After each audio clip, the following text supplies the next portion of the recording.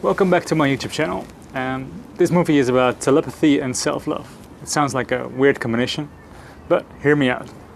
But before we go, please subscribe to my channel, and if you feel like more content, you can check out my website where I put daily blogs about stuff for healing. So, 2 years ago, after I just found out the uselessness of thinking and thoughts, I decided to stay in a place without thinking for like several months, maybe half a year. On some days I had hardly any thought, and other days I had more thoughts. And the thoughts that I had were usually about pretty shocking things.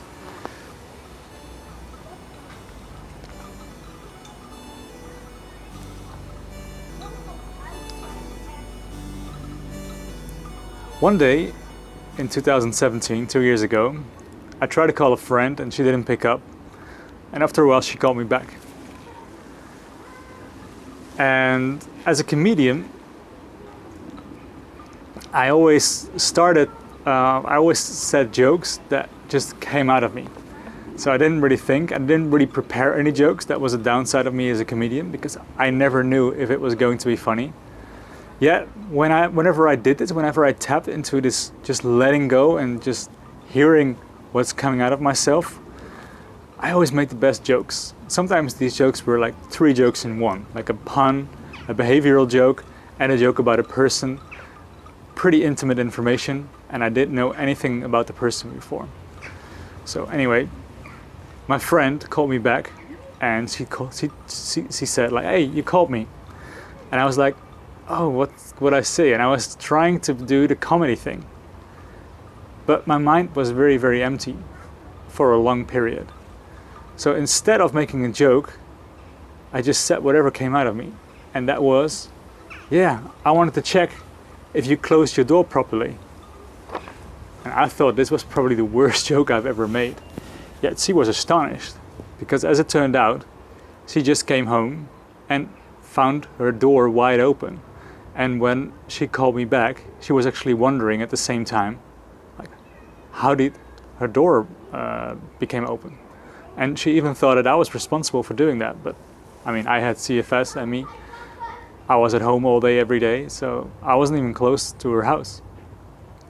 In the weeks that followed, I tried to perfect this skill, and every time I was spot on. Like, I could exactly feel what their mind was about.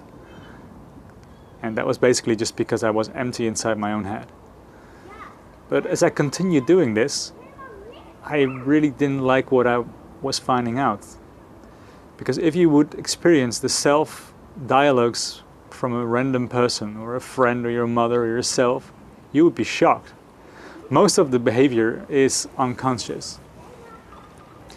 And when our 2 people are communicating with each other, usually there is a pretty good energy, because they're trying to be liked and trying to be open for the other person. But imagine how a person talks to himself or herself when there is no other person involved, when they're just by their own. You know, I was in that time, I was feeling a little bit better. So I spent most of my days on park benches in the park watching people, and I tuned in into almost every person that came by. And everybody was having shockingly disturbing self-conversations with themselves. They were pushing themselves to be better. They were not allowing their feelings and emotions. They were always in a rush, and basically they were always just trying to get as fast from A to B as possible. So they never really arrived at the present moment. That's why the present moment is, for me, something magical.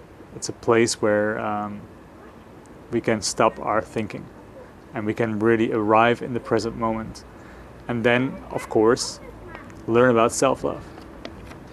In the years that have passed by, I've only met one person who resonates self-love completely. And this is a friend of mine, Bert. And he has experienced a near-death experience as a child. And since then, he's been on this path of self-love. And besides the many things that he does, he also gives happiness workshops.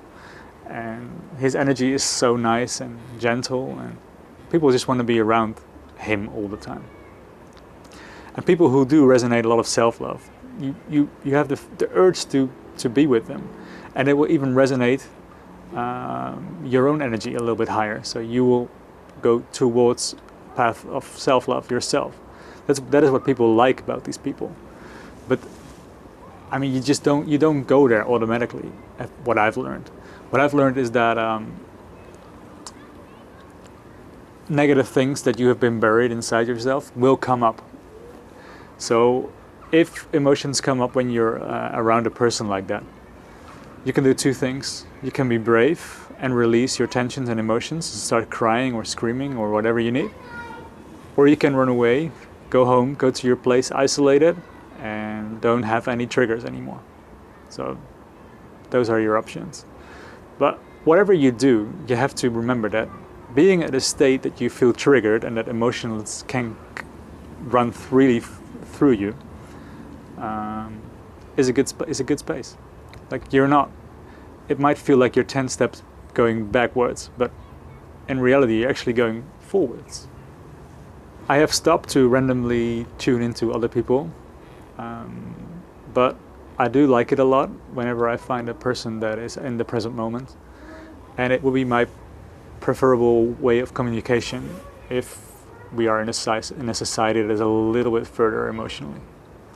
Unfortunately, most people are in denial about their emotional state, and whenever I make the slightest hint about their emotional state, I get often presented with denial, sometimes anger, sometimes they just, whatever they were experiencing, they just project it fully on me.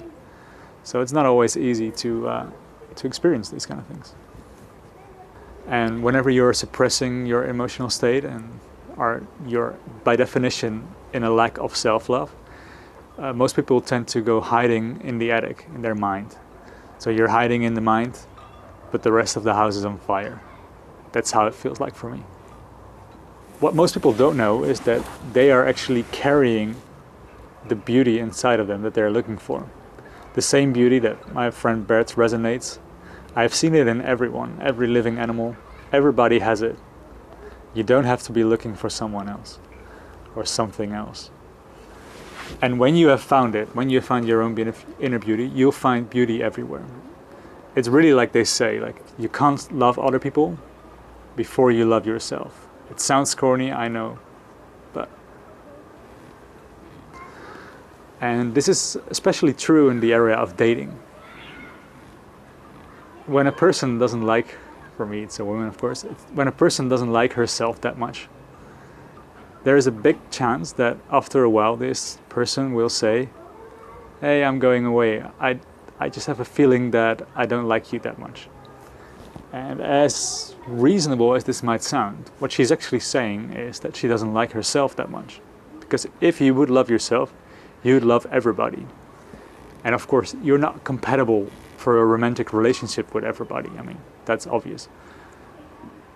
But imagine how your relationship would look if you would love yourself and love everybody. It would be completely different. And in the last year, I've met people who are polyamorous, means that they have several romantic relationships at the time. And you might think that I'm going to the area that they can actually love themselves. But what I found with these people is that they're usually even more restless in finding love. But they are a little bit more attuned into the path of self-love. And they are on a sometimes very difficult path by being polyamorous. I mean, people are sometimes full of drama and there's jealousy. People don't live near each other, so they can only see limited amount of each other. So it's not always the easiest path to be on. My friend Bert that I talked about, he has his own YouTube channel. I put a link in the description. All the videos are in Dutch, so you can't really watch them if you don't speak Dutch. But I recommend checking it out if you speak Dutch. And he often talks about oneness, and I've made a few videos about oneness myself, and I've had several spiritual experiences of oneness. And in the state of oneness, there is no space, there is no time, there is no me. All there is love, peace, and oneness. And by being on this path of self-love and going through the experiences of oneness, I initially entered the phase without any fears, and then you become more aware of your own behavior, because you're like, hey, why do I do this behavior? I'm not fearful anymore. And that is what self-love is all about, because for me, I don't think it's a destination that you can reach, because it's a constant choice that you have to make with everything you're doing.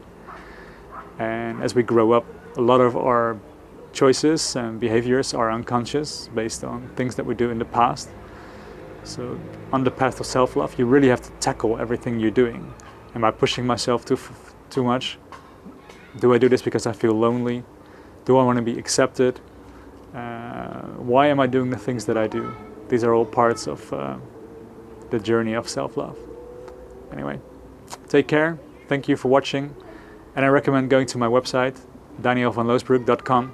And you can find interesting blogs that I make about healing. And you can get in touch with me if you want a session to talk about your recovery or about anything else. See you later.